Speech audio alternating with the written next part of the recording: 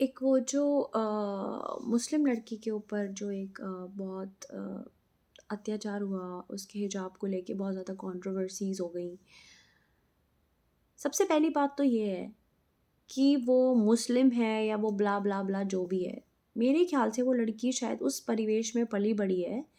लड़की मैं सिर्फ लड़की की बात कर रही हूँ, मैं मुस्लिम और हिंदू पे नहीं आई। वो लड़की लड़की वो शायद उस परिवेश में पली बड़ी है जहाँ पर उसने ये पढ़ा है, मतलब बुक्स में तो पढ़ा ही होगा कि India is a secular and sovereign country, और इसीलिए वो उसको यहाँ अपना इस कंट्री को अपना घर मानती है और आज़ादी की महक सूंघती है और नाचती है, गाती है, हिजाब पहनती है, अपनी संस्कृति को बचा के रखती है।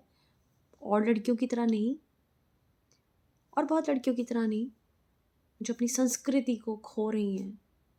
संस्कृति को कभी खोना नहीं चाहिए, पर सबकी अपनी लाइफ है। ऐसा कुछ नहीं है कि लाइक अगर कोई अपनी संस्कृति को भूल रहा है तो हम उसे जज करना स्टार्ट कर दें। That's the personal life. लेकिन एटलीस्ट वो बहुत उन लड़कियों से ठीक है जो इनके ही धर्म में, मुस्लिम धर्म में, हिजाब नहीं पहनती। It should be appreciated. और इतना करेज है उसमें, इतना courage, head blowing, I mean mind blowing courage. Hats off to that girl's courage कि वो आगे आकर बोली कि भाई ये मेरा देश है। कम से कम उसने पलायन तो नहीं किया, वो भागी तो नहीं ना, उसने यहीं रहकर सामना किया। और वो डेमोक्रेसी को बार बार रिवाइव कर रही है। बार बार उसका जो एक्शन था वो ये बता रहा था कि she is reviving democracy that has been lost, जो खो चुकी है under the, it seems, yeah, it's there, but then it seems to be lost virtually when people start talking about Hindu, Muslim, Sikh, Isai। है तो सब भाई भाई ना, पढ़ते हैं ना पोएम्स में।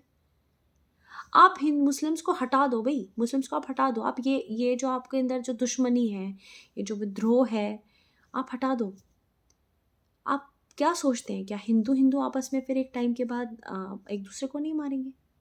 क्या बिरादरी के नाम पर जॉब्स में हर जगह क्या लोग एक दूसरे को नहीं मारेंगे? ये तो स्पीशीज करती ही हैं। Survival of the fittest, adaptation, genetic mutations, ये सब चीज़ें तो होती हैं।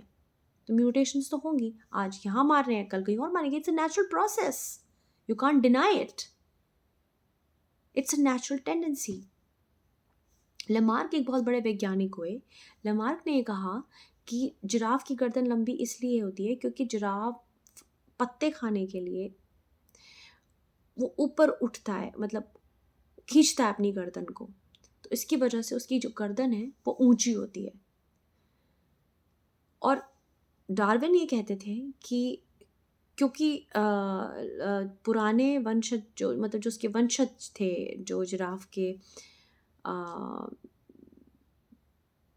पेरेंट्स थे, वो लंबे थे, तो ऑब्वियसली वो चीज़ जेनेटिकली कम्युनिकेट हुई और इसलिए जिराफ लंबे हैं। दोनों की बात एक जैसी है, पर कहीं ना कहीं हम ना, हमारे अंदर एक एटाविज़्म आ गया है। हम हट गए हैं अपने देश के बुनियादी सेक्युलर ढांचे से। मत होने दीजिए देश के साथ। आप लोग भी तो अमेरिका जाते हैं।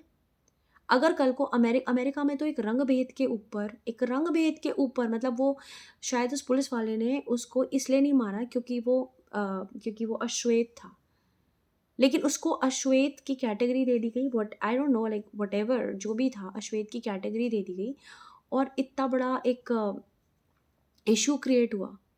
That was really really so gut wrenching. इतना बड़ा जन सैलाब, और यहाँ कोई किसी को कुछ भी कह दे, कोई एक्शन नहीं। यहाँ यहाँ एक लड़की अगर हिजाब पहन के आ रही है बेचारी, तो उसके आप सब चिपट गए। मतलब ये भी एक अच्छी बात है कि आप एक लड़की के ऊपर गैंग कर रहे हो, गैंग अराउंड कर रहे हो उस लड़की के। ये हिंदुत्ववाद, ये हिंदू, हमारे धर्म में, हिंदू धर्म में ये है, ये सिखाया जाता है। हिंदू धर्म में सिखाया जाता है दूसरे धर्मों के लिए सहिष्णुता हो। ये सहिष्णुता है? ये पता है क्या है? इसको बोलेंगे जैसे मुस्लिम्स कुछ में जैसे जिहाद है, उस तरीके से कट्टरपंथ, इसको भी कट्टरपंथ बोलेंगे। कट्टरपंथ का जवाब कभी कट्टरपंथ से नहीं दिया जाता। अगर आप ज़बरदस्ती चाबी भरोगे किसी के अंदर, ज़बरदस्ती आप मेरे ही अगर ज़बरदस्ती मुझे पिंच करे जाओ, बार बार पिंच करे जाओ, बार बार पिंच करे जाओ, मैं एक्शन लूँगी, फिर मैं आपको मुक्का मारूंगी फिर। और फिर क्या होगा? जब मैं मुक्का मारूंगी तो आप मुझे क्या कहेंगे? देखो मुझे मुक्का मार रही है, देखो मुझसे कैसे व्यवहार कर रही है, देखो कैसे कर रही है, देखो कैसे कर रही है, तो बहुत दुष्ट है, मारो इसको और मारो। सो आप अपने व्यवहार पे पहले नियंत्रण करें। आप सोचें कि आप क्या कर रहे हैं। अमेरिका में अगर आप लोग जा रहे हैं और वहाँ जाकर अगर कल को अमेरिका ही कहते हैं no Hindus allowed, get out, go back to your country, no Hindus allowed, only Christians, है तो वो भी एक तरह से सेकुलर, मानेंगे तो सेक्युलर ही उसे, सब धर्म के लोग वहाँ रहते हैं, उसकी अपनी कोई पॉपुलेशन तो है नहीं, ऐसी यहाँ की भी कोई अपनी पॉपुलेशन नहीं है, यहाँ सब एक विचारधारा से जुड़े हुए हैं। तो तब कैसा आप महसूस करेंगे जब आपको वहाँ से धक्के मार के निकाला जाएगा।